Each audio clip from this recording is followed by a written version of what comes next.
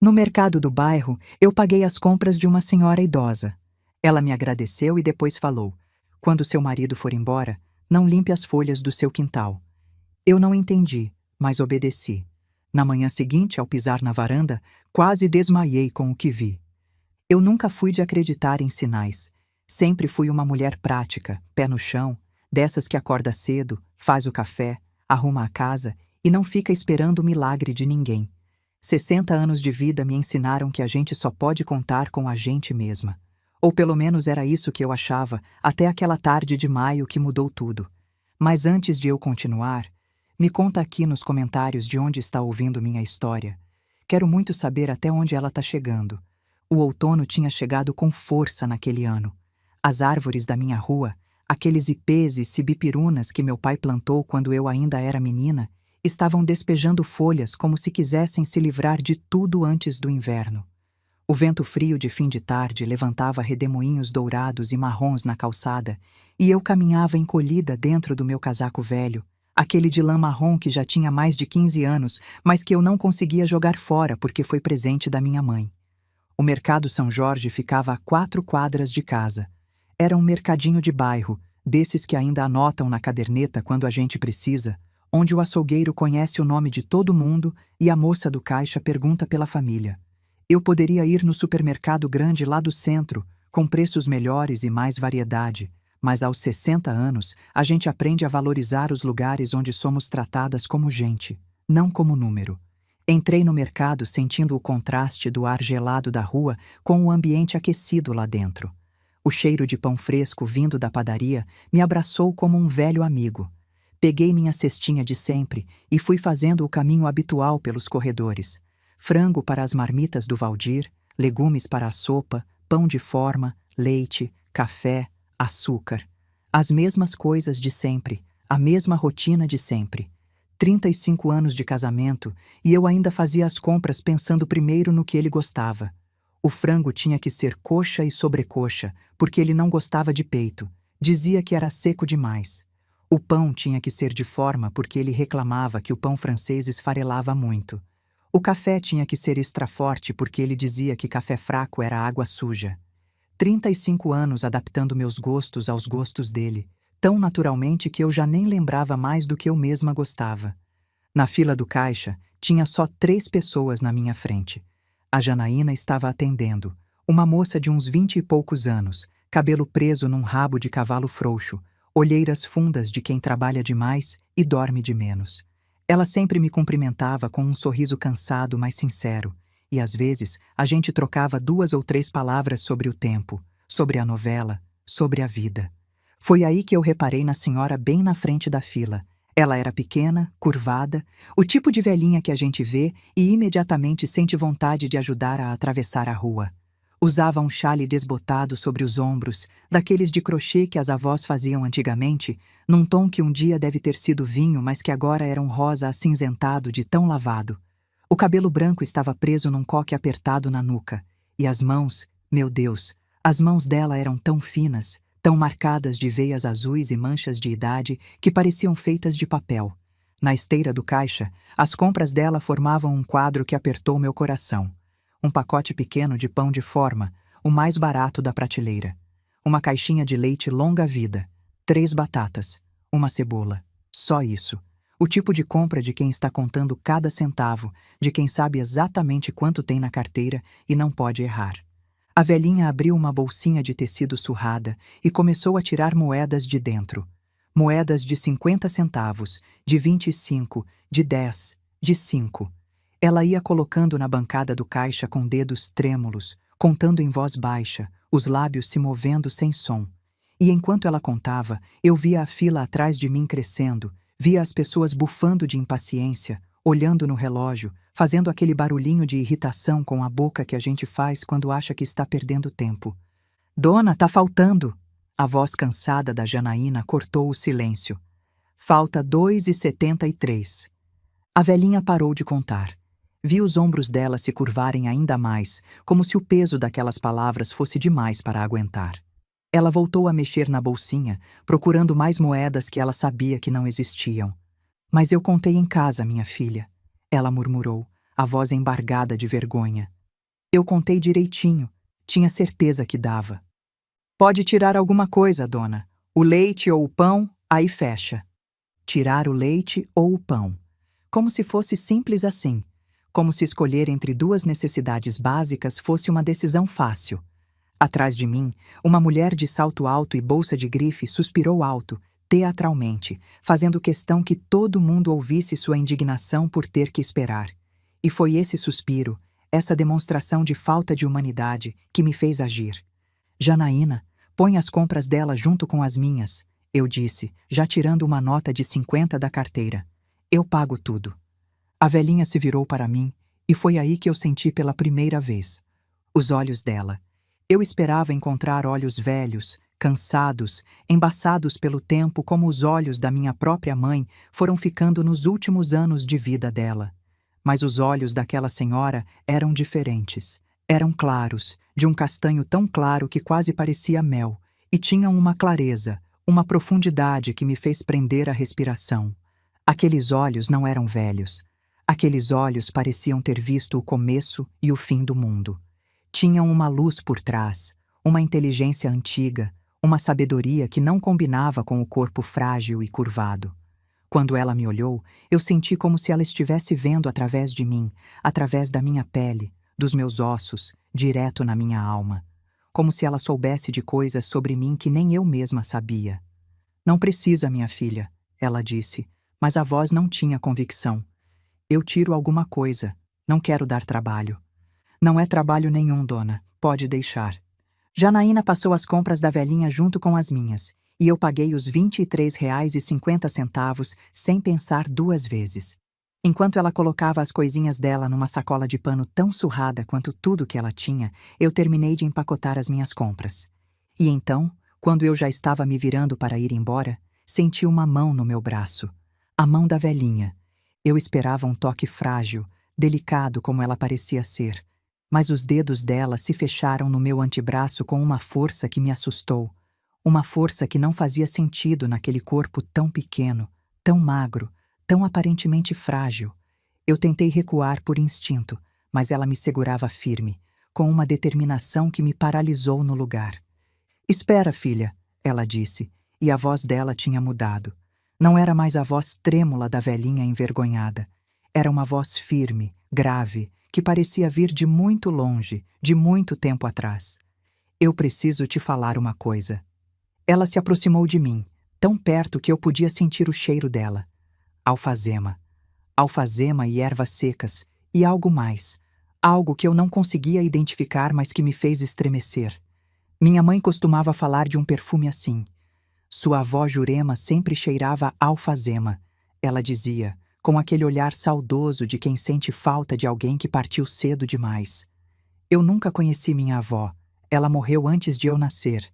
Mas naquele momento, sentindo aquele cheiro, foi como se algo antigo e familiar me abraçasse. Presta atenção no que eu vou te dizer, ela sussurrou, os olhos de mel cravados nos meus. Hoje à noite, quando seu marido sair de viagem, ele vai te mandar limpar as folhas do quintal. Não limpa. Não importa o que ele fale. Não importa quanto ele insista. Deixa as folhas no chão até o dia amanhecer. Você me entendeu, filha? Deixa as folhas quietas. A sua vida depende disso. Eu fiquei paralisada, sem conseguir processar o que ela estava dizendo. Como assim meu marido ia sair de viagem? Como ela sabia do Valdir? Como ela sabia das folhas, se de manhã, justamente de manhã, ele tinha reclamado do quintal sujo e mandado eu varrer? Como a senhora? Você me entendeu? Ela repetiu, apertando meu braço ainda mais forte. Ia deixar marca. Eu sabia que ia deixar marca.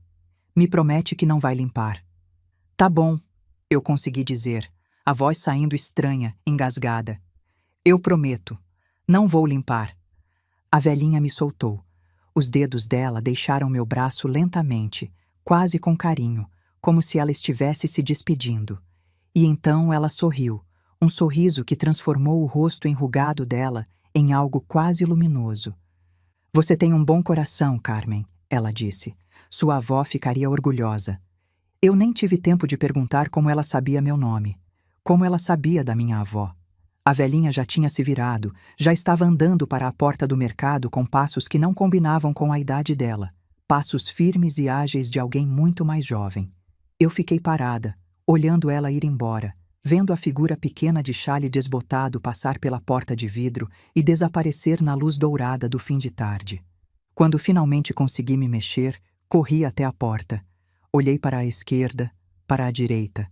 A rua estava quase vazia, só algumas pessoas caminhando normalmente, nenhuma velhinha de chale à vista. Ela tinha simplesmente sumido, como se tivesse se dissolvido no vento junto com as folhas secas que rodavam na calçada. "Tudo bem, Dona Carmen?"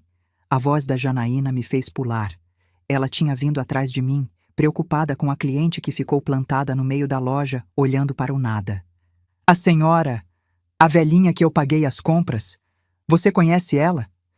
Janaína franziu a testa, pensando. "Nunca vi ela antes não, Dona Carmen. Primeira vez que ela apareceu aqui." "Você sabe o nome dela? Onde ela mora?" "Não faço ideia. A senhora quer que eu pergunte para o seu Antônio? Ele conhece todo mundo do bairro." "Não, não precisa. Deixa pra lá." Voltei para dentro, peguei minhas sacolas e fui embora. O caminho de 4 quadras até minha casa nunca pareceu tão longo. Eu ia andando devagar, tentando processar o que tinha acabado de acontecer, tentando achar uma explicação lógica. A velhinha devia ser do bairro, alguém que me conhecia de vista, mas que eu nunca tinha reparado. Devia ter ouvido alguma conversa minha na rua, alguma fofoca de vizinha sobre o Valdir ser caminhoneiro. E o negócio das folhas era coincidência, só coincidência. Afinal, era outono, todo mundo estava varrendo folhas, era a coisa mais normal do mundo. Mas então como ela sabia meu nome? E como ela sabia da minha avó? Eu balancei a cabeça, espantando os pensamentos. A mulher devia ter algum problema. Idade avançada faz isso com as pessoas. Minha própria mãe, nos últimos anos, às vezes falava coisas desconexas, confundia nomes, misturava passado com presente. Era triste, mas era a vida. Cheguei em casa quando o sol já estava se pondo, pintando o céu de laranja e rosa por trás das árvores. A minha casa. A casa onde eu nasci, onde eu cresci, onde eu vivi minha vida inteira. Meu pai construiu ela em 1972, tijolo por tijolo, com as próprias mãos. Minha mãe plantou as roseiras da frente, as mesmas roseiras que eu cuidava até hoje. Quando eles morreram, eu e Valdir ficamos morando aqui, e eu nunca quis ir para outro lugar. Cada canto dessa casa tinha uma memória, cada parede tinha uma história. Entrei, coloquei as compras na cozinha e comecei a guardar tudo nos lugares certos. Frango no congelador, leite na geladeira, café no armário de cima, do lado esquerdo, onde sempre ficou. Enquanto eu guardava as coisas, meus olhos caíram no quintal através da janela da cozinha. As folhas. O quintal estava coberto de folhas secas, uma camada grossa de amarelo e marrom que escondia completamente a grama. A mangueira do meu pai, aquela que ele plantou quando eu tinha 5 anos, estava quase pelada, os galhos escuros recortados contra o céu que escurecia. Quando seu marido sair de viagem, não limpa as folhas do quintal. Eu me arrepiei inteira, ali mesmo, parada na frente da pia com um pacote de macarrão na mão. De manhã, antes de sair para o depósito, o Valdir tinha reclamado exatamente das folhas. Tinha dito que o quintal estava uma bagunça, que eu precisava dar um jeito naquilo antes dele voltar. E eu tinha concordado, como sempre concordava com tudo que ele mandava. Coincidência. Era só coincidência. Eu terminei de guardar as compras e comecei a preparar as marmitas para a viagem dele. Frango cozido com batata, do jeito que ele gostava. Arroz soltinho, feijão bem temperado. Salada de maionese, a receita da minha sogra que eu aprendi a fazer no primeiro ano de casamento, porque ele disse que era a única salada que prestava. 35 anos fazendo a mesma salada de maionese, sem nunca reclamar, sem nunca sugerir algo diferente. Enquanto eu cozinhava, fui pensando em como nossa vida tinha chegado nesse ponto. No começo, quando a gente casou, o Valdir era diferente, carinhoso, atencioso, daqueles que trazem flor sem motivo e fazem carinho no cabelo da gente enquanto assiste televisão. A gente conversava sobre tudo, fazia planos, sonhava junto. Depois veio a frustração dos filhos que não vieram. Anos tentando, médicos, tratamentos, esperanças e decepções. Eu chorava escondida no banheiro para ele não ver, e ele foi ficando cada vez mais calado, cada vez mais distante, como se a culpa fosse minha, como se eu tivesse falhado em dar para ele a única coisa que ele queria. E depois veio a estrada. Ele começou a fazer viagens mais longas, ficar mais tempo fora, e quando voltava estava sempre cansado demais para conversar, irritado demais para ter paciência. A gente foi virando dois estranhos que dividiam a mesma casa, a mesma cama, mas não dividiam mais nada além disso. Quando foi que eu parei de esperar carinho? Quando foi que eu aceitei que um aceno seco de despedida era suficiente? Quando foi que eu me convenci de que isso era normal, que casamento de muito tempo era assim mesmo, que amor tinha prazo de validade? O barulho da porta da frente me tirou dos pensamentos. Valdir tinha chegado. Eu olhei no relógio da cozinha. 6h15. Ele estava adiantado. Normalmente só chegava às 7 quando tinha viagem marcada. Carmen! Ele gritou da sala, a voz grossa que não admitia ser ignorada. Na cozinha, eu respondi, já ajeitando o cabelo por reflexo, como se ele fosse reparar, como se fizesse alguma diferença. Ele entrou na cozinha sem me olhar. Alto, largo, os cabelos grisalhos cada vez mais ralos no topo da cabeça. 62 anos, mas ainda forte, ainda imponente. Ele tinha esse jeito de ocupar todo o espaço, de fazer a gente se sentir pequena só pela presença dele. Sentou na cadeira da ponta da mesa, a cadeira que era dele, que sempre foi dele, e tirou o celular do bolso. Tá pronto? Ele perguntou, os olhos na tela, os dedos deslizando em alguma coisa que eu não podia ver.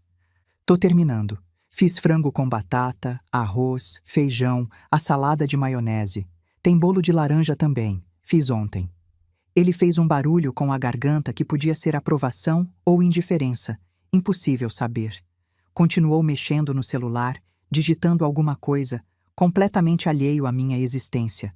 Eu coloquei um prato na frente dele, comida quente, do jeito que ele gostava. Servi o suco de laranja no copo que era dele, o copo de vidro grosso que ele insistia em usar porque dizia que os outros eram de mulherzinha. Sentei na ponta oposta da mesa, na minha cadeira, no meu lugar de sempre. Ele comeu em silêncio, o celular na mão esquerda, o garfo na direita. Não perguntou do meu dia, não comentou a comida, não disse nada. Eu fiquei olhando para ele enquanto fingia comer também, tentando lembrar da última vez que a gente tinha tido uma conversa de verdade. Não consegui. Que horas você sai? Eu perguntei, só para quebrar o silêncio que estava me sufocando. 7h30, carga de Ribeirão, 2 semanas de viagem. 2 semanas. Antes, eu sentia falta quando ele viajava. Agora, honestamente, eu sentia era alívio. Você vai ligar quando chegar? Ele levantou os olhos do celular por meio segundo, me olhou como se eu tivesse perguntado a coisa mais idiota do mundo. Se der tempo. Voltou a mexer no celular. Eu voltei a fingir que comia. Às 7h10, ele se levantou. Eu já tinha arrumado a mala dele, já tinha separado as roupas, as marmitas na bolsa térmica, tudo organizado do jeito que ele gostava. Ele pegou as coisas no corredor, vestiu a jaqueta e estava quase na porta quando se virou. Carmen. Eu levantei a cabeça, surpresa. Ele quase nunca falava meu nome. Era sempre o, ou ei, ou simplesmente nada. Só a ordem solta no ar. Varre esse quintal hoje ainda, ouviu? Tá uma imundície aquilo lá. Amanhã de manhã eu quero as fotos no WhatsApp mostrando que limpou. Fotos. Ele queria provas, como se eu fosse uma funcionária que precisava prestar contas. Tá muito tarde já, Valdir. Tá escuro, tá frio. Amanhã cedo eu... Hoje, Carmen. A voz dele cortou a minha como uma faca. Não é difícil. Pega a vassoura, varre as folhas, joga no saco de lixo. Meia hora, no máximo. Para de frescura. Eu engoli a resposta que queria dar. Engoli como engolia tudo há 35 anos. Abaixei a cabeça, assenti. Tá bom. Ele saiu sem se despedir. Sem beijo, sem abraço, sem se cuida, sem nada. Só o barulho da porta batendo e depois o motor da caminhonete dele engrenando na garagem. Eu fiquei parada no corredor, ouvindo o som do carro se afastando, ficando cada vez mais fraco até sumir completamente. E então, o silêncio. Aquele silêncio pesado de casa vazia, de vida vazia, de coração vazio. Fui até a cozinha, lavei os pratos que ele tinha deixado na mesa. Guardei as sobras, limpei o fogão, passei o pano na pia. Tarefas mecânicas, automáticas, o corpo fazendo enquanto a mente vagava longe. Não limpa as folhas do quintal. A voz da velhinha ecoou na minha cabeça como se ela estivesse ali do meu lado, sussurrando no meu ouvido. Eu fui até a janela, olhei para o quintal. Estava completamente escuro lá fora. A única luz vinha do poste da rua que iluminava fracamente um pedaço do muro. As folhas eram apenas uma mancha escura no chão, indistinguível da grama, da terra. Valdir tinha mandado limpar. Valdir sempre mandava, e eu sempre obedecia. Era assim que funcionava, era assim que sempre tinha sido. Mas a velhinha... Deixa as folhas no chão até o dia amanhecer. A sua vida depende disso. Era loucura. Era maluquice de velha senil. Eu devia pegar a vassoura, limpar o quintal como o Valdir mandou, tirar foto e mandar para ele ver. Era o mais sensato, o mais lógico, o mais seguro. Mas eu não conseguia me mexer. Alguma coisa dentro de mim, alguma coisa que eu não conseguia explicar, me prendia no lugar. Uma sensação estranha no peito, um aperto, como se meu corpo soubesse de algo que minha mente ainda não tinha entendido. E os olhos daquela velha não saíam da minha cabeça. Aqueles olhos de mel que pareciam ver através de mim, que pareciam saber coisas impossíveis. Eu soltei a cortina, me afastei da janela.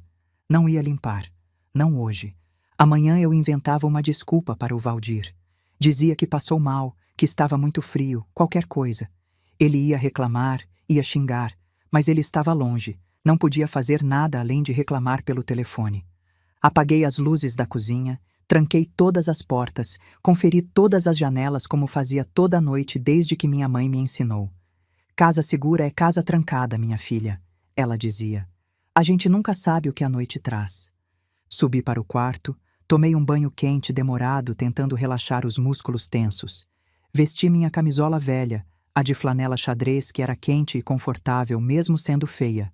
Deitei na cama, no meu lado da cama, o lado esquerdo que era meu desde sempre. O lado direito, o lado do Valdir, estava vazio, a marca do corpo dele ainda visível no colchão. Tentei ler um pouco, o livro que estava na metade há semanas porque eu nunca tinha tempo de terminar nada. Mas as palavras não entravam, meus olhos passavam pelas linhas sem absorver significado. A velhinha do mercado não saía da minha cabeça. O aperto no braço, o cheiro de alfazema, os olhos de mel. Sua avó ficaria orgulhosa. Como ela sabia da minha avó? A minha avó materna, Dona Jurema, tinha morrido em 1962. Eu nem era nascida ainda. Tudo que eu sabia dela era através das histórias da minha mãe, das poucas fotos amareladas guardadas numa caixa no sótão. Eu nunca conheci minha avó, nunca ouvi a voz dela, nunca senti o abraço dela. Como aquela velhinha estranha podia saber dela? O sono custou a chegar. Fiquei me revirando na cama, olhando para o teto, ouvindo os barulhos da casa velha se acomodando para a noite. O rangido do assoalho, o estalo dos canos, o vento assobiando nas frestas das janelas. Sons que eu conhecia de uma vida inteira, sons que normalmente me confortavam, mas que naquela noite pareciam diferentes, pareciam avisos. Quando finalmente adormeci, sonhei com a velhinha. Ela estava no meu quintal, de pé no meio das folhas secas, o xale desbotado esvoaçando num vento que não existia. Ela me olhava através da janela da cozinha, os olhos de mel brilhando no escuro, e movia os lábios repetindo algo que eu não conseguia ouvir. Eu tentava abrir a janela, tentava gritar para ela esperar, mas meus braços não obedeciam, minha voz não saía. E então ela apontava para o chão, para as folhas, e eu via que nas folhas tinha algo escrito, palavras formadas pelos galhos e pétalas secas, uma mensagem que eu precisava ler, mas que o vento começava a desarrumar antes que eu pudesse entender. "Não limpa!" Ela finalmente gritava, a voz chegando até mim como um trovão. "Não limpa as folhas, Carmen! Não limpa!" Eu acordei de supetão, o coração disparado, o corpo coberto de suor frio. O quarto estava cinza com a luz fraca do amanhecer.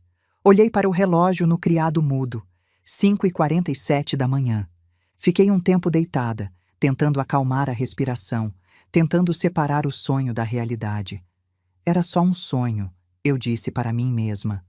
Um sonho causado pela experiência estranha do dia anterior, pelo estresse, pelo cansaço. Não significava nada, mas o aperto no peito continuava lá. Aquela sensação de que alguma coisa estava errada, de que alguma coisa estava para acontecer. Levantei, vesti meu roupão, calcei os chinelos. A casa estava fria, o aquecimento desligado porque eu sempre desligava quando o Valdir viajava para economizar. Desci as escadas devagar, segurando no corrimão, os joelhos reclamando como reclamavam toda manhã nos últimos anos.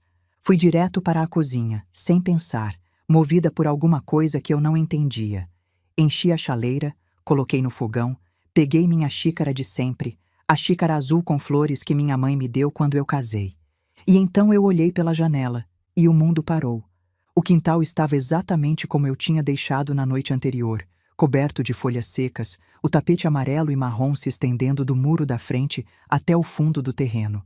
Mas agora, com a luz cinzenta da manhã iluminando tudo, eu podia ver algo que me fez derrubar a xícara no chão. Pegadas, pegadas enormes, fundas, de botas pesadas. Vinham do portão lateral, aquele que dava para o beco, e iam direto para a casa. Contornavam a parede da sala, passavam pela janela do escritório, paravam embaixo da janela do meu quarto. Alguém tinha estado ali de madrugada. Alguém tinha andado pelo meu quintal enquanto eu dormia. Alguém tinha parado embaixo da janela onde eu estava dormindo sozinha. Se eu tivesse varrido as folhas ontem à noite como o Valdir mandou, eu nunca saberia. Eu nunca saberia que alguém veio. Meu coração batia tão forte que eu achei que ia ter um infarto ali mesmo, no meio da cozinha, com os cacos da xícara da minha mãe espalhados pelo chão. Minhas pernas tremiam tanto que eu tive que me apoiar na pia para não cair. Respirei fundo uma vez, duas, três. Tentei pensar com clareza, mas minha mente era uma bagunça de medo e confusão. Alguém tinha invadido meu quintal. Alguém tinha andado ao redor da minha casa no meio da noite. Alguém tinha parado embaixo da minha janela. Quem? Por quê? Com as mãos tremendo, peguei a vassoura e a pá, juntei os cacos da xícara. Era bobagem ficar pensando na xícara num momento desses, mas aquele gesto mecânico me ajudou a acalmar um pouco. Joguei os cacos no lixo, lavei as mãos, respirei mais algumas vezes. A primeira coisa que eu precisava fazer era verificar se nada tinha sido arrombado. Fui porta por porta, janela por janela, conferindo cada fechadura, cada trinco, cada vidro. Tudo intacto. Nada quebrado, nada forçado, nada fora do lugar. Isso era bom, mas também era estranho. Se alguém queria roubar, por que não tentou entrar? Se alguém queria me fazer mal, por que só ficou andando pelo quintal? Não fazia sentido. Voltei para a cozinha, olhei novamente as pegadas pela janela. Agora, com a luz aumentando conforme o sol subia, eu conseguia ver mais detalhes. As pegadas eram grandes, muito maiores que o pé do Valdir. Botas de trabalho, daquelas pesadas com solado grosso. E o padrão das pisadas era metódico, calculado. A pessoa não estava simplesmente andando pelo quintal, estava examinando a casa, parando em cada janela, observando. Um calafrio percorreu minha espinha. Peguei meu celular, procurei o número que eu precisava. Dona Neuza, a vizinha da frente. 72 anos, viúva há 5, conhecida por ser a fofoqueira oficial do bairro, mas também por ser a pessoa mais prestativa quando alguém precisava de ajuda. E ela tinha uma coisa que eu precisava desesperadamente: uma câmera de segurança. Ela instalou no ano passado, depois que arrombaram a garagem do seu tião no fim da rua. Passou semanas falando para todo mundo sobre a câmera nova, sobre como agora se sentia segura, sobre como a tecnologia era uma maravilha. Alô? A voz sonolenta da Dona Neuza atendeu no 5º toque. Dona Neuza, é a Carmen. Desculpa ligar tão cedo, mas é urgência. Carmen, aconteceu alguma coisa, minha filha? Você tá bem? Eu tô bem, mas... Dona Neuza, alguém invadiu meu quintal essa noite. Tem pegadas no chão. A senhora pode olhar na câmera se gravou alguma coisa? O silêncio do outro lado durou só um segundo antes da Dona Neuza entrar em modo alerta total. Jesus, Maria, José, invadiram seu quintal? E o Valdir? Cadê o Valdir? Viajou ontem à noite. Eu tava sozinha. Ai, meu Deus, minha filha. Vem pra cá agora. Vem que a gente olha a câmera junto. Traz seu celular. Traz tudo. Ai, que horror! Que horror! Vesti uma calça de moletom por cima da camisola, enfiei os pés em uns tênis velhos e saí de casa praticamente correndo. A dona Neuza já estava me esperando na porta, de roupão rosa, os cabelos grisalhos em desalinho, a cara de preocupação que eu conhecia tão bem. Entra, entra, minha filha. Vem! A casa da dona Neuza era o oposto da minha, cheia de bibelôs, de santinhos na parede, de toalhinhas de crochê em cada superfície disponível. Cheirava a café fresco e a sabonete de alfazema, e apesar de toda a minha ansiedade, aquele ambiente me trouxe um pouco de conforto. Ela me levou até a sala, onde uma televisão antiga dividia espaço com um aparelho preto que era o gravador da câmera de segurança. Dona Neuza não entendia muito de tecnologia, mas o neto dela tinha ensinado o básico, e ela sabia como voltar às gravações. Deixa eu ver aqui. Que horas foi que aconteceu? Eu não sei. Eu estava dormindo. Descobri as pegadas agora de manhã, umas 6 horas. Então vamos voltar para o começo da noite. Vai que a gente pega. Ela foi voltando à gravação, a imagem em preto e branco mostrando a rua vazia, minha casa do outro lado, a luz do poste iluminando parte da calçada. Passamos pelas 11 da noite. 10, 9, 8. A rua estava deserta. Nada de anormal. Espera, eu disse quando o relógio na tela marcou 23h47. Volta um pouco. Dona Neuza voltou e então a gente viu. Um carro. Um sedã escuro que eu não reconheci. Ele apareceu devagar, como se o motorista estivesse procurando alguma coisa, e parou bem em frente à minha casa. Ficou parado por uns 30 segundos, e então a porta do motorista abriu. Um homem saiu, alto, corpulento, usando uma jaqueta escura e um boné ou touca que escondia o rosto. Ele olhou para os dois lados da rua, checando se tinha alguém vendo. E então, com toda a calma do mundo, foi até o meu portão lateral, abriu como se tivesse a chave e entrou no meu quintal. Ai, Jesus! Dona Neuza sussurrou ao meu lado, a mão apertando meu braço. A câmera não pegava o quintal, só a rua e o portão. A gente ficou olhando a imagem parada por quase 15 minutos. O carro estacionado, a rua vazia. E então o homem apareceu de novo, saindo pelo mesmo portão, fechando com cuidado. Ele entrou no carro sem pressa nenhuma e foi embora, sumindo no fim da rua. Volta mais, eu pedi, a voz tremendo, na parte que dá para ver o carro melhor. Dona Neuza voltou até o momento em que o carro estava mais iluminado pelo poste. A imagem era granulada, não muito nítida, mas dava para ver uma coisa que me fez gelar. Na lateral do carro tinha um logo, um desenho e uma escrita. Era difícil ler por causa da qualidade da imagem, mas uma palavra se destacava, mais clara que as outras. Imobiliária, eu li em voz alta. O carro é de uma imobiliária. Dona Neuza me olhou confusa. Imobiliária? Mas o que um corretor de imóveis ia fazer na sua casa no meio da noite? Eu não respondi, porque de repente uma memória tinha surgido na minha cabeça. Uma memória que não fazia sentido, mas que ao mesmo tempo explicava tudo. Umas 3 semanas atrás, eu tinha atendido uma ligação no telefone fixo. Uma voz de mulher, educada e profissional, perguntando se o senhor Valdir Moreira estava. Eu disse que ele tinha viajado, perguntei do que se tratava. A mulher disse que era sobre um assunto imobiliário e que ligaria depois. Eu nem pensei muito naquilo na hora. Achei que era propaganda, essas ligações de telemarketing que vivem perturbando. Mas agora... Dona Neuza, eu disse devagar, sentindo como se o chão estivesse se abrindo debaixo dos meus pés. A senhora sabe de alguma coisa sobre a minha casa? Alguma fofoca? Algum comentário que ouviu por aí? A dona Neuza desviou o olhar. Foi só por um segundo, mas eu vi. E eu conhecia a dona Neuza há mais de 30 anos. Eu sabia quando ela estava escondendo alguma coisa. Dona Neuza, minha filha, eu não queria te preocupar. Me fala. Ela suspirou, se ajeitando no sofá, claramente desconfortável. Olha, eu ouvi uma conversa semana passada. O Valdir estava falando no celular, ali na calçada, perto do carro. Você sabe que eu não sou de ficar ouvindo conversa dos outros, mas ele estava falando alto e eu estava regando minhas plantas.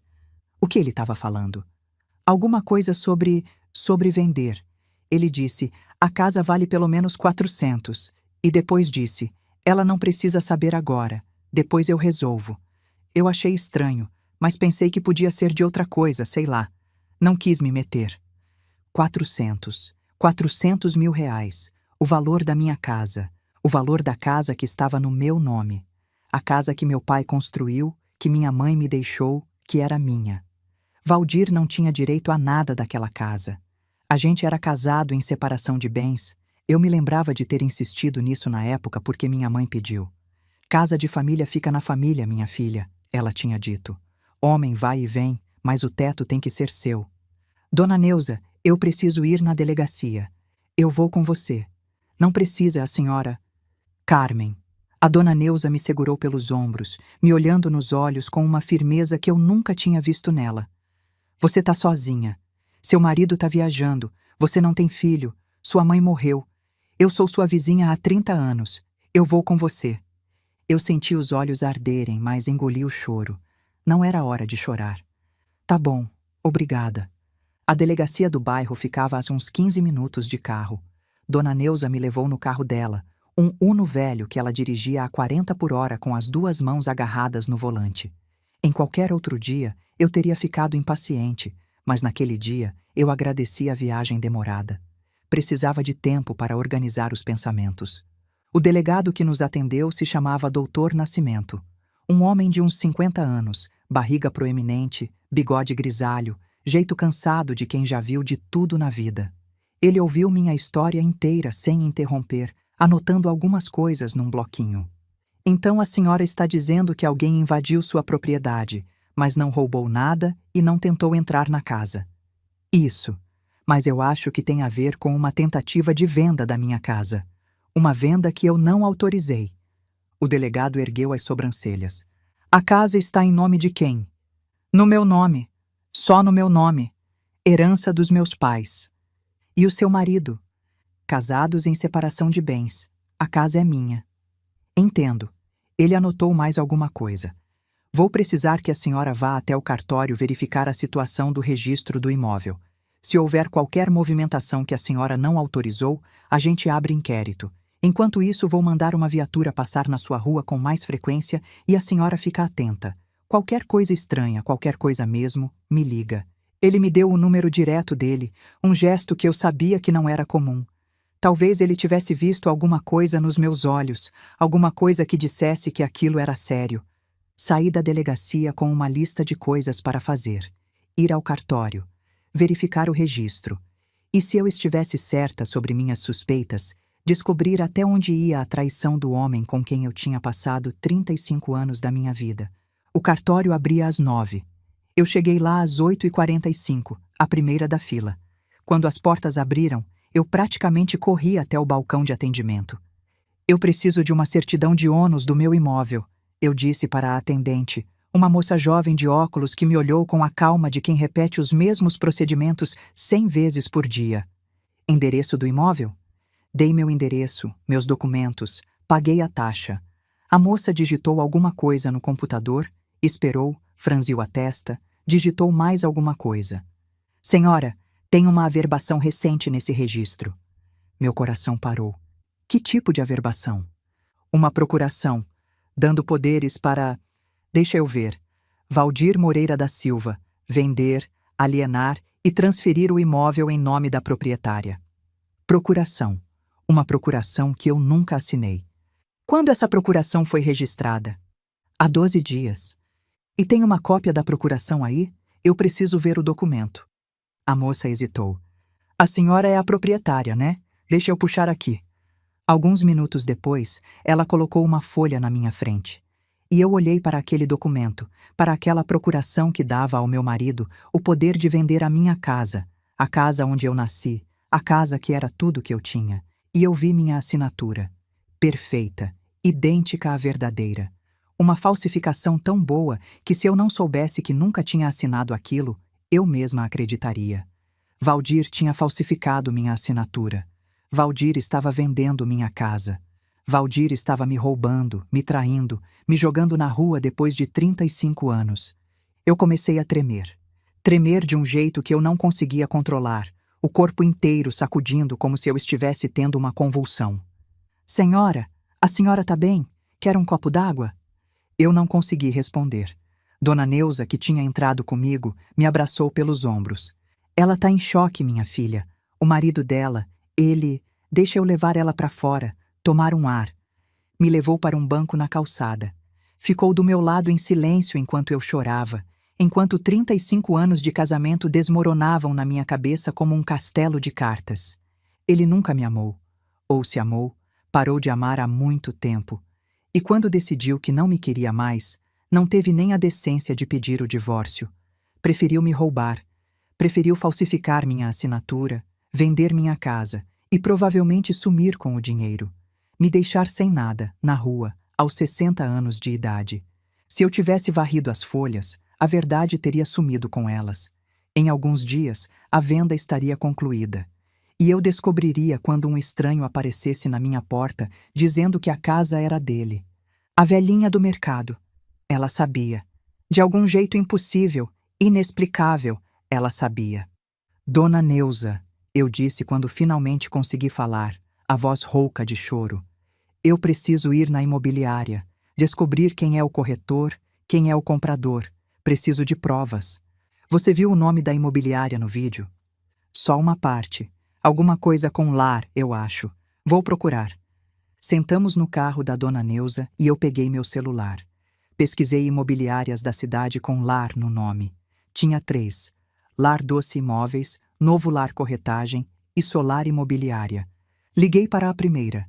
Expliquei que estava interessada em comprar um imóvel na rua tal, número tal. Perguntei se eles tinham algo disponível. A atendente disse que não trabalhavam naquela região. Liguei para a segunda. Mesma pergunta. E dessa vez, a resposta foi diferente. Ah, sim, senhora. Temos sim esse imóvel na carteira. É uma casa linda, bem conservada. O proprietário está pedindo 430 mil, mas aceita negociar. A senhora gostaria de agendar uma visita? Eu desliguei sem responder. Minhas mãos tremiam tanto que eu quase deixei o celular cair. É essa, eu disse para a Dona Neuza. Novo Lar Corretagem. Eles estão vendendo minha casa. A imobiliária ficava no centro, num prédio comercial perto da praça principal. Eu entrei lá como quem entra em campo de batalha, com Dona Neuza na minha cola como uma sombra protetora. O escritório era pequeno, 3 mesas, algumas cadeiras, fotos de imóveis nas paredes. Uma mulher loira de uns 40 anos veio nos atender, sorriso profissional no rosto. Bom dia, posso ajudar? Eu quero falar sobre o imóvel da Rua das Acácias, 47. Ah, a senhora ligou agora há pouco? Que ótimo que veio pessoalmente. Sou a Débora, sou eu que estou cuidando dessa venda. É uma casa maravilhosa, a senhora vai adorar. Eu tenho certeza que vou, eu disse, a voz firme apesar do caos dentro de mim. Porque eu sou a dona. O sorriso da Débora congelou. Como assim? Eu sou Carmen Almeida Moreira. Aquela casa é minha, está no meu nome, e eu não autorizei venda nenhuma. Débora ficou branca. Mas nós temos a procuração. O senhor Valdir trouxe... Essa procuração é falsa. Minha assinatura foi falsificada. Eu nunca assinei nada. E eu quero ver todos os documentos agora. Ou a próxima pessoa que você vai ver é um delegado. O que aconteceu nas 2 horas seguintes foi um turbilhão. Débora chamou o dono da imobiliária, um homem de uns 60 anos chamado seu Nelson, que ficou igualmente branco quando entendeu a situação. Eles mostraram todos os documentos, a procuração falsa, o contrato de exclusividade assinado pelo Valdir, a avaliação do imóvel, os e-mails trocados com potenciais compradores.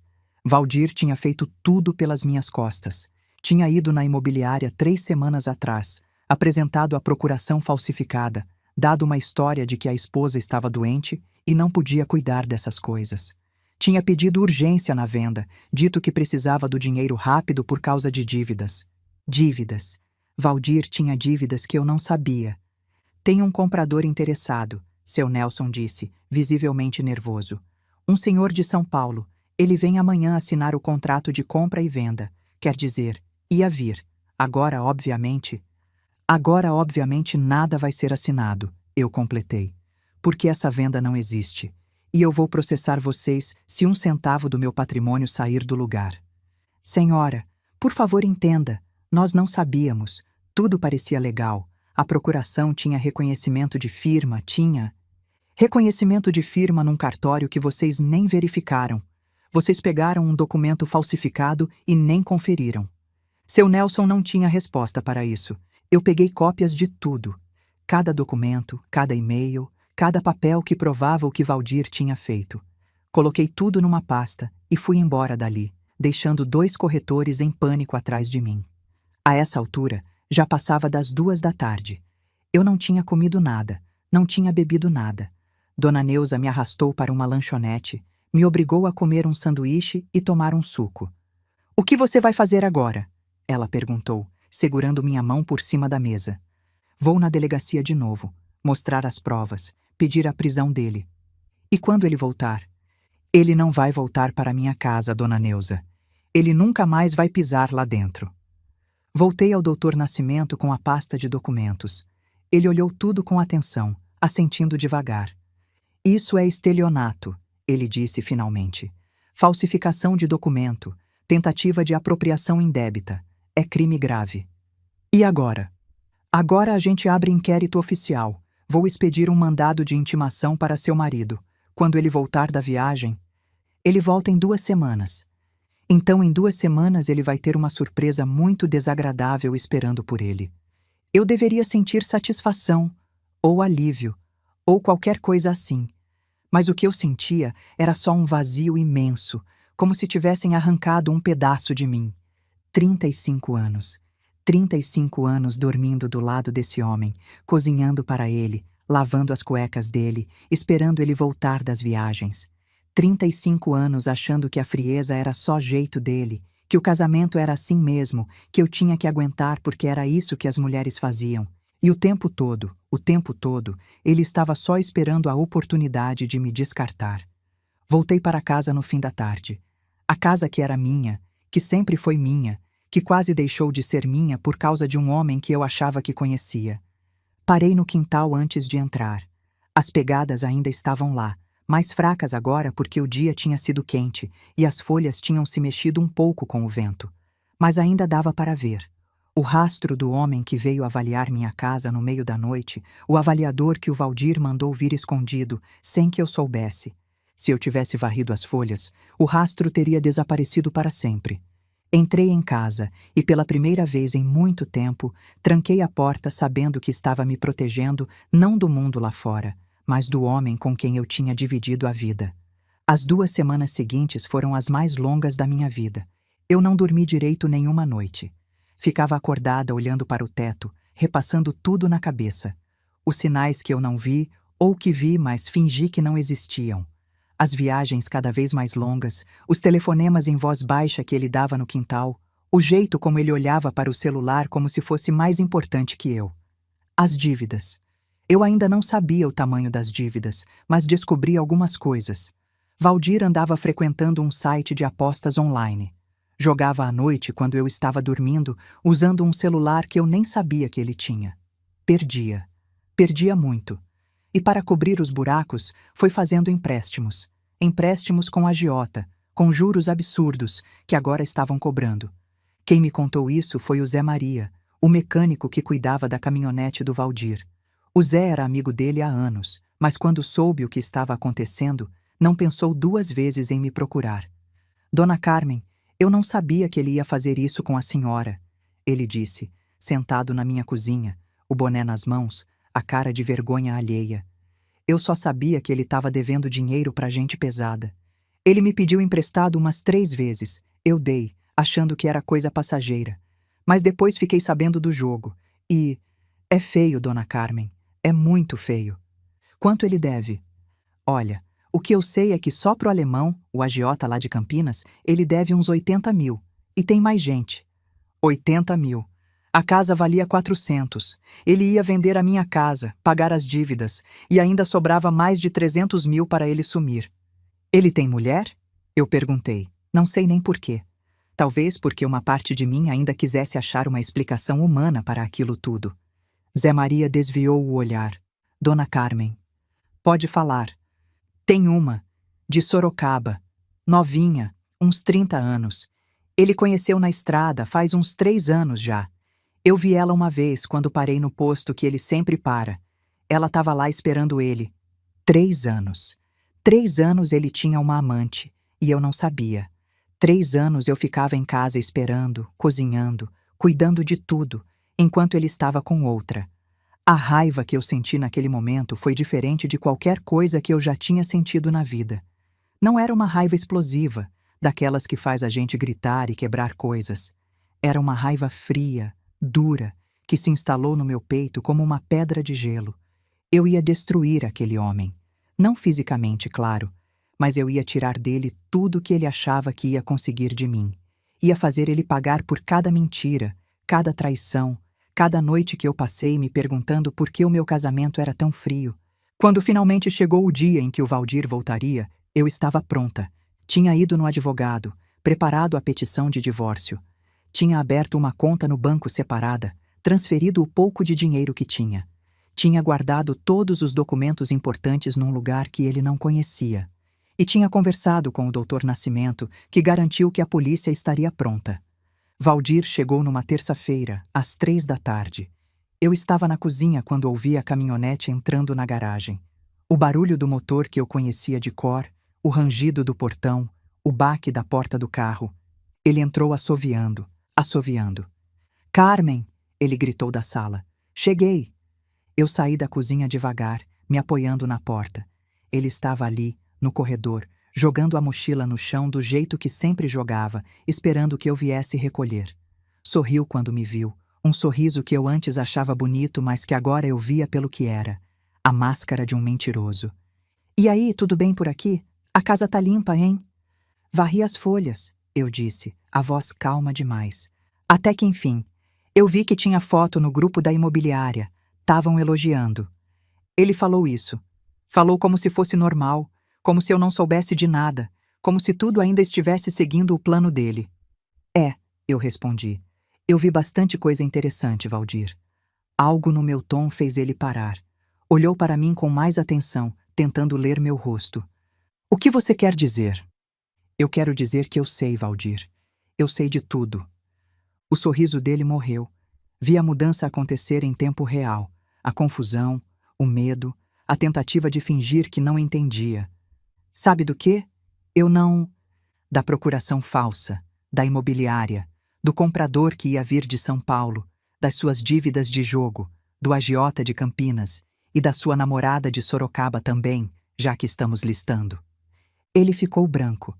Branco de um jeito que eu nunca tinha visto, a cor sumindo do rosto como água escorrendo pelo ralo. "Carmen, olha, deixa eu explicar." "Não tem explicação, Valdir. Você falsificou minha assinatura. Você estava vendendo a minha casa pelas minhas costas. Você ia me deixar na rua." "Não é assim." "É assim sim." Eu dei um passo na direção dele e vi ele recuar. Ele, que sempre foi tão maior, tão mais forte, tão dominante, recuou de mim. "Você planejou tudo. Ia vender a casa, pegar o dinheiro, sumir com sua amante. E eu ia descobrir quando? Quando o novo dono viesse me expulsar?" "Carmen, por favor." "Você sabe o que me salvou?" Eu continuei, ignorando a súplica patética dele. "Folhas. Folhas no quintal. Você mandou eu varrer as folhas na noite que você viajou, lembra? Eu não varri. E de manhã eu vi as pegadas do avaliador que você mandou vir de madrugada. Se eu tivesse obedecido, eu teria acordado tarde demais." Ele não disse nada. Ficou ali parado, a boca aberta, os olhos arregalados, sem ter o que falar. 35 anos, Valdir. Eu dediquei 35 anos da minha vida a você. Cuidei de você, esperei você, aguentei suas grosserias, suas frieza, seu desprezo. E era pouco. Você ainda queria roubar o único patrimônio que eu tenho. "A casa é nossa também." Ele tentou, um último suspiro de indignação. "A gente viveu aqui junto. Eu também tenho direito.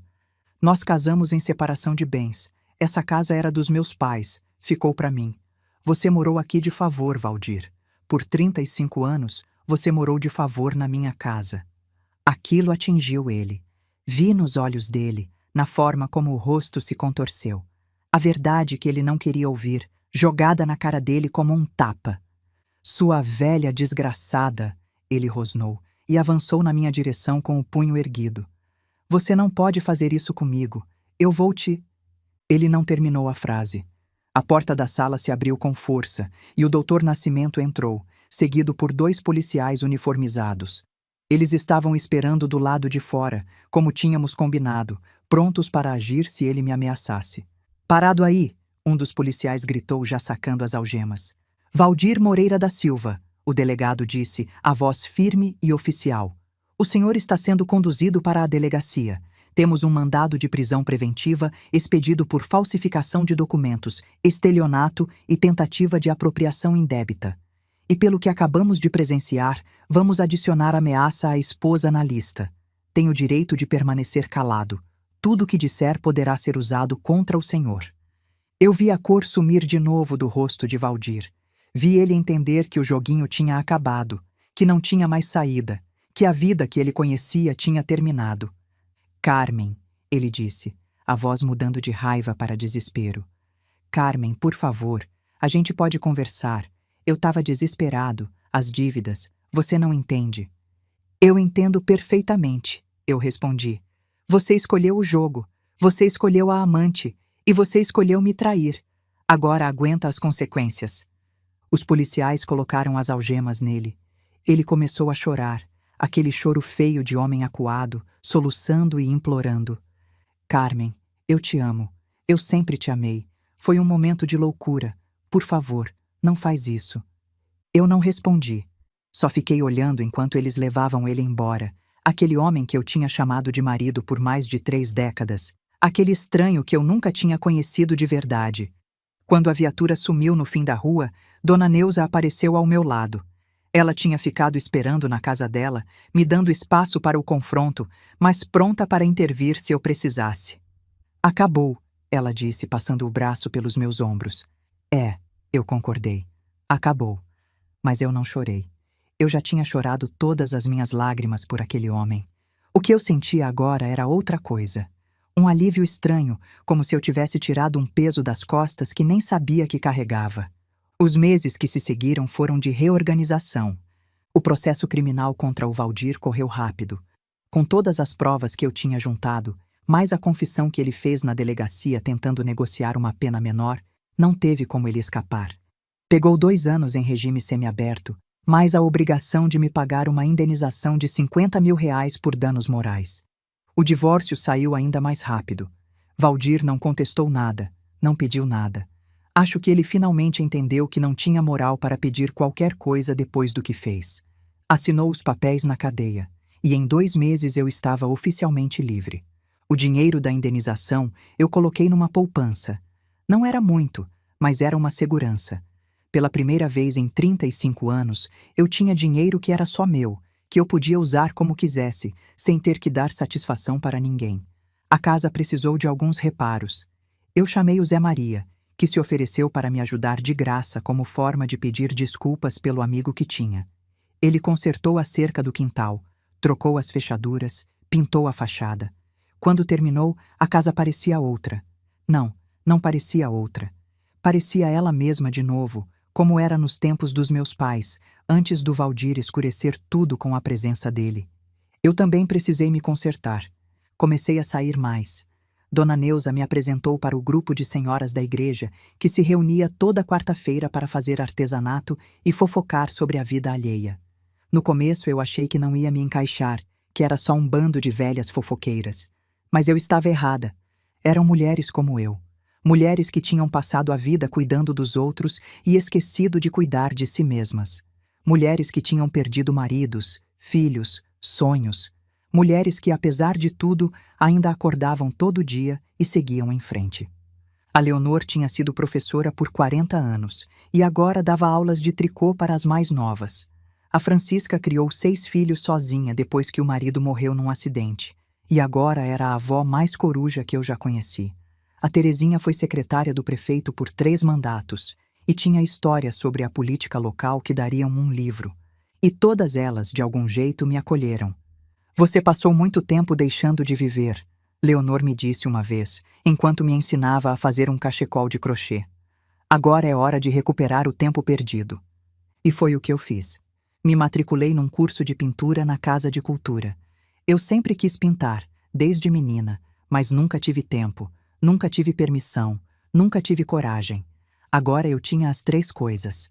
O professor, seu Vanderlei, era um senhor de 70 e poucos anos que já tinha exposto em galerias de São Paulo. Ele disse que eu tinha talento, que meu uso de cores era intuitivo, que eu só precisava de prática. Eu não sei se ele estava sendo sincero ou só gentil, mas não importava. Pela primeira vez na vida, eu estava fazendo algo só porque eu queria, não porque alguém mandou. Arrumei um emprego também. Meio período na biblioteca municipal, ajudando a catalogar livros e atender os frequentadores. Não pagava muito, mas era o suficiente para cobrir as contas e ainda sobrar um pouco. E eu gostava. Gostava do cheiro dos livros, do silêncio da biblioteca, das conversas com os leitores que apareciam procurando uma história para se perder. A vida foi ganhando uma forma nova. Uma forma que era só minha, que eu mesma estava desenhando. Mas tinha uma coisa que ainda me atormentava, uma pergunta que não saía da minha cabeça. Quem era aquela velha do mercado? Como ela sabia o que ia acontecer? Como ela sabia meu nome, o nome da minha avó? Eu voltei ao mercado São Jorge várias vezes. Perguntei para a Janaína, para o seu Antônio, para todos os funcionários. Ninguém nunca tinha visto aquela senhora antes daquele dia. Ninguém sabia quem ela era, de onde tinha vindo, para onde tinha ido. Tem certeza que não foi imaginação, dona Carmen? Seu Antônio me perguntou, coçando a careca com ar confuso. Eu fico aqui no caixa o dia inteiro, conheço todo mundo do bairro. Uma velhinha assim, eu ia lembrar. Mas não era imaginação. As compras que eu paguei eram reais. A marca dos dedos dela no meu braço foi real, ficou roxa por dias. As palavras dela foram reais e me salvaram. Às vezes, à noite, eu sonhava com ela. Os olhos de mel, o xale desbotado, o cheiro de alfazema. Ela não falava nada nesses sonhos, só me olhava, com aquele olhar que parecia ver através de tudo. E quando eu acordava, sentia uma paz estranha, como se soubesse que, onde quer que ela estivesse, ela estava bem. Foi num sábado de setembro, quase um ano depois de tudo ter acontecido, que eu finalmente tive a resposta. Eu tinha decidido arrumar o sótão. Fazia anos que ninguém subia lá, desde a época da minha mãe. Era um espaço pequeno, cheio de caixas empoeiradas, malas velhas, móveis quebrados. Um acúmulo de décadas de memórias que ninguém tinha coragem de jogar fora. Comecei pelas caixas mais acessíveis, roupas antigas que podiam ir para a doação, revistas velhas que podiam ir para o lixo, enfeites de Natal quebrados que ninguém ia consertar. Fui separando tudo em pilhas, organizando, decidindo o que ficava e o que ia. E então, no fundo do sótão, embaixo de uma pilha de cobertores velhos, eu encontrei uma caixa de madeira que eu não lembrava de ter visto antes.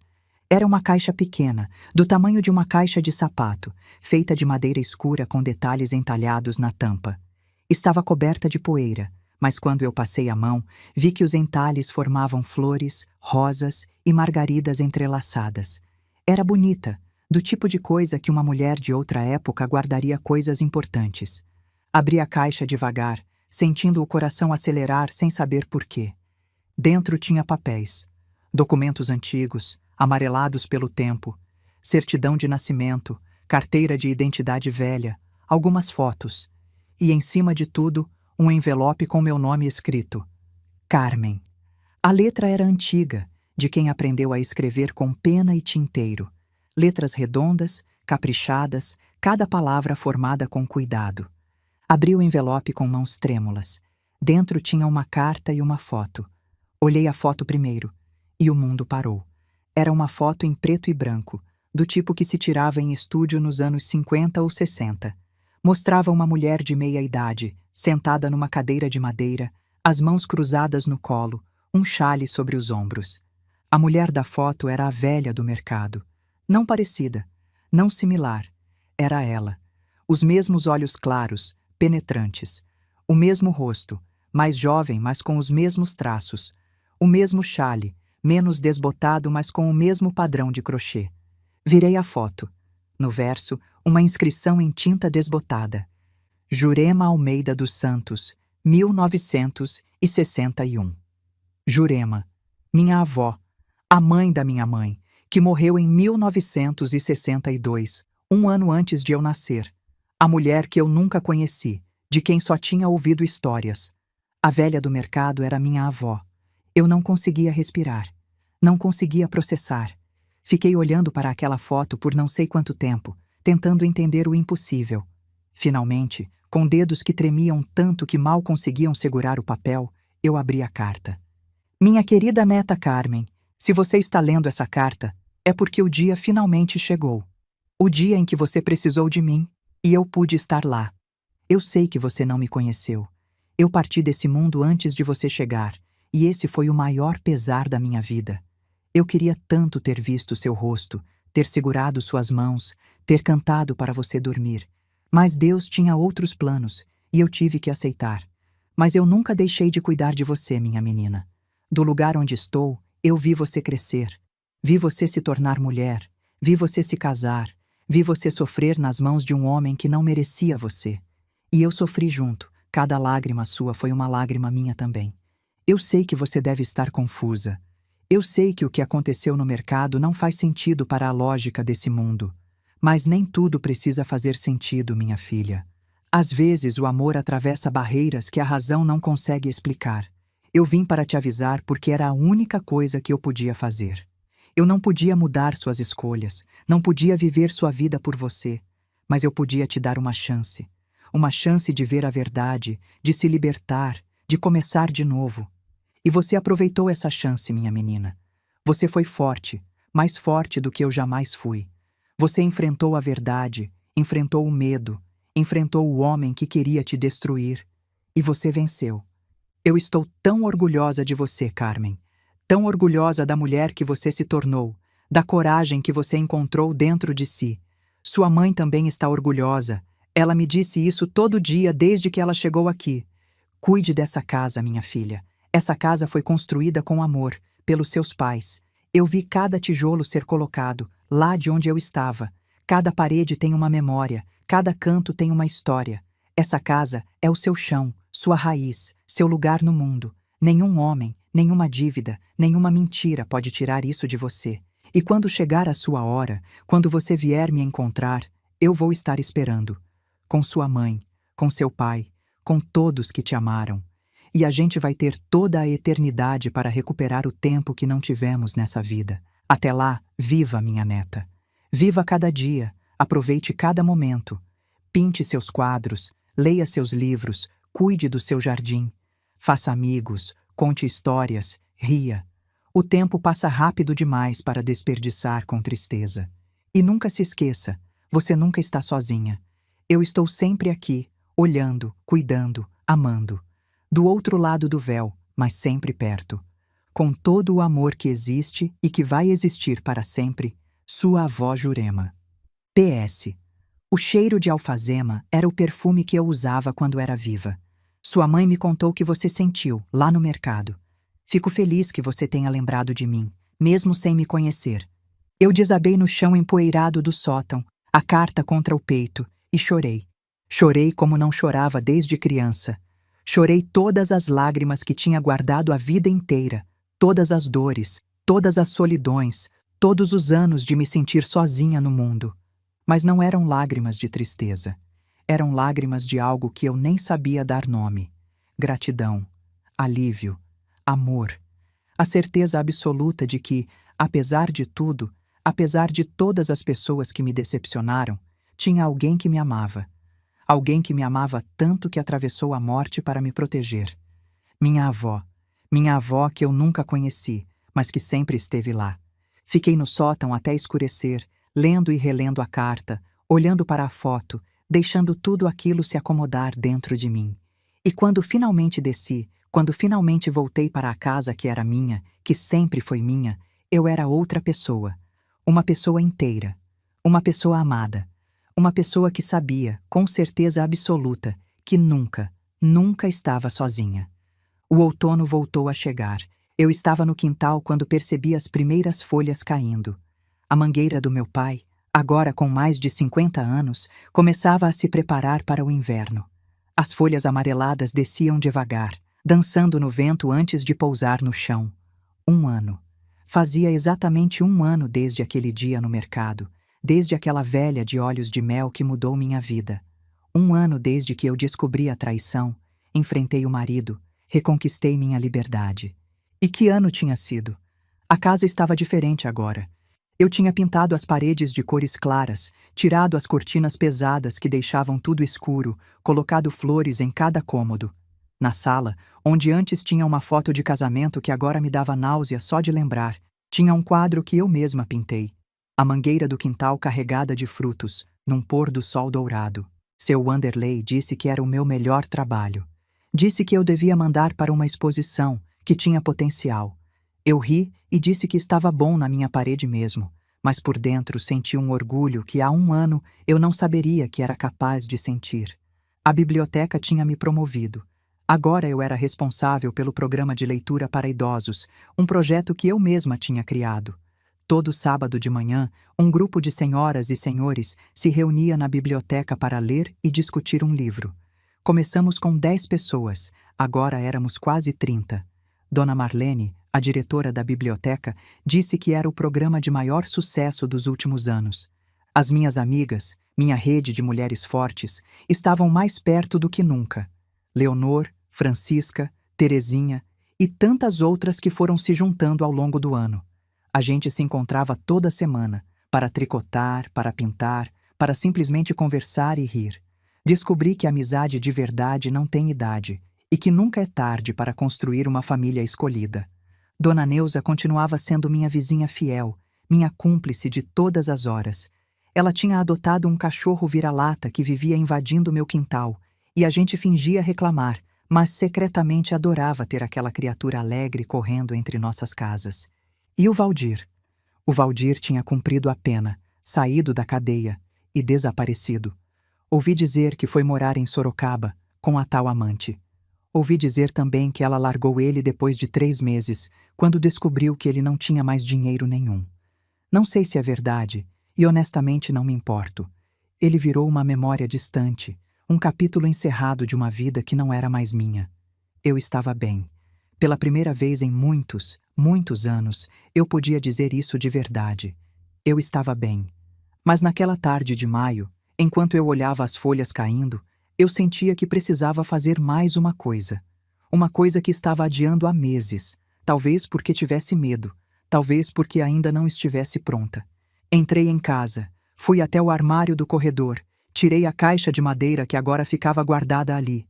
A caixa da minha avó, com a foto e a carta que eu já tinha lido tantas vezes que sabia de cor. Peguei a foto, olhei para aqueles olhos de mel, para aquele rosto que era tão familiar e ao mesmo tempo tão desconhecido. Vó Jurema, eu disse em voz alta, sentindo-me um pouco boba por falar com uma foto. Eu nunca te agradeci direito. Não no dia do mercado, porque eu estava confusa demais. Não depois, porque eu estava ocupada demais sobrevivendo. Mas eu quero agradecer agora. Fui até o quintal, até a mangueira. Me sentei debaixo dela, no banco de madeira que meu pai tinha construído décadas atrás, o banco onde minha mãe sentava para descansar nas tardes de verão. Obrigada, eu disse, olhando para o céu entre os galhos da árvore. Obrigada por ter me salvado. Obrigada por ter me avisado. Obrigada por não ter me abandonado, mesmo estando tão longe. O vento soprou, balançando as folhas. E juro por tudo que é mais sagrado, que naquele momento eu senti o cheiro de alfazema, fraco, distante, mas inconfundível. O perfume da minha avó, o perfume que eu senti naquele dia no mercado. Eu sorri, as lágrimas escorrendo pelo rosto sem que eu tentasse impedir. Eu sei que você tá aí, vó. Eu sei que você tá olhando. E eu quero que você saiba que eu vou ficar bem. Eu vou cuidar da casa, vou cuidar do jardim, vou viver da forma que você gostaria que eu vivesse. Vou honrar a chance que você me deu. O vento soprou de novo, mais forte dessa vez. Uma folha se desprendeu da mangueira, rodopiou no ar e pousou suavemente no meu colo. Eu peguei a folha, olhei para ela. Era uma folha perfeita, sem manchas, sem rasgos, de um verde que estava começando a ficar dourado nas bordas. Bonita como um presente. Obrigada, eu sussurrei de novo, por tudo. Guardei a folha na caixa de madeira, junto com a foto e a carta. Uma lembrança daquele momento, daquele reencontro que não precisava de palavras. Naquela noite, eu dormi em paz. E sonhei com a minha avó de novo, mas dessa vez ela não estava séria, não estava me avisando de nada. Ela estava sorrindo, sentada numa cadeira de balanço, tricotando alguma coisa que eu não conseguia ver. E do lado dela, também sorrindo, estava minha mãe. "Você vai ficar bem, minha neta", minha avó disse no sonho, sem mover os lábios. "Você sempre foi forte, agora você sabe disso também." Acordei na manhã seguinte com o sol entrando pela janela e o cachorro da dona Neuza latindo no quintal. Me levantei, fiz café, comi pão com manteiga na varanda enquanto olhava as folhas no chão. As folhas que eu não ia varrer. Não ainda. Não até elas contarem tudo o que tinham para contar. Porque agora eu sabia. Às vezes as respostas estão nas coisas que a gente quer ignorar. Nos sinais que a gente quer fingir que não viu. Nas folhas que cobrem o chão do quintal, guardando pegadas, guardando verdades, guardando avisos de quem nos ama. Eu nunca mais ia ter pressa de limpar as folhas. E toda vez que o outono chegasse, toda vez que as árvores começassem a se despir, eu ia lembrar. Lembrar da velhinha de olhos de mel, do chale desbotado, do aperto no braço, das palavras sussurradas. "Não limpa as folhas do quintal." A frase que salvou minha vida. A frase que me devolveu para mim mesma. A frase que minha avó atravessou a morte para me dizer. Eu não sei explicar o que aconteceu comigo. Não sei como uma mulher que morreu antes de eu nascer pode ter aparecido num mercado de bairro para me dar um aviso. Não sei como ela sabia o que ia acontecer. Não sei como ela conseguiu estar ali. Não sei como o amor pode ser forte a ponto de atravessar barreiras que a gente nem sabe que existem. Mas eu sei o que eu senti. Eu senti os dedos dela no meu braço. Eu senti o cheiro de alfazema. Eu vi aqueles olhos de mel que pareciam ver minha alma. E eu ouvi a voz dela, clara como cristal, me dizendo para não limpar as folhas. Se isso foi um milagre, foi o milagre mais simples e mais poderoso que eu poderia imaginar. Um aviso de 3 frases que mudou o rumo da minha vida inteira. Às vezes eu penso no que teria acontecido se eu não tivesse parado para pagar as compras daquela velhinha. Se eu tivesse ignorado, como fiz tantas vezes com tanta gente necessitada. Se eu tivesse sido mais uma pessoa apressada demais para perceber a dor alheia. Talvez ela não tivesse me avisado. Talvez eu não merecesse o aviso. Talvez o bem que a gente faz volte de formas que a gente nem imagina. Eu não sei, e acho que não preciso saber. O que eu sei é que agora eu vivo. Vivo de verdade, não só existo. Vivo cada dia como um presente, cada momento como uma oportunidade. Pinto meus quadros, leio meus livros, cuido do meu jardim. Abraço minhas amigas, ajudo quem precisa, rio até doer a barriga. E todas as noites, antes de dormir, eu olho para a foto da minha avó e digo obrigada. Obrigada pelo amor. Obrigada pela proteção. Obrigada por ter me mostrado que a gente nunca, nunca está sozinha. E eu sinto toda vez o cheiro fraco de alfazema, como se ela estivesse ali, do outro lado do véu, acenando de volta. Minha avó Jurema, a velha de olhos de mel que salvou minha vida. Se você chegou até aqui, muito obrigada por ter ficado comigo até o fim. Essa história me ensinou que o amor verdadeiro não conhece barreiras. Nem a morte, nem o tempo, nem a distância conseguem apagar o que sentimos pelas pessoas que amamos. E às vezes, quando a gente menos espera, esse amor encontra um jeito de nos alcançar. Se você gostou dessa história, se inscreve no canal. Deixa o like, que me ajuda muito. E comenta aqui embaixo de qual cidade você está assistindo e que horas são aí. Eu adoro ver até onde essas histórias chegam, quantas pessoas elas tocam. Se quiser me apoiar de um jeito especial, pode usar o Super Thanks. Cada contribuição me ajuda a continuar trazendo essas histórias para você. E se você conhece alguém que precisa ouvir isso, alguém que está passando por um momento difícil, alguém que acha que está sozinha no mundo, manda essa história para ela. Às vezes a gente precisa lembrar que tem pessoas cuidando da gente, mesmo quando a gente não vê. Eu separei mais 2 histórias aqui na tela, especialmente para você. Clica numa delas e vamos continuar juntos. Muito amor. Até a próxima.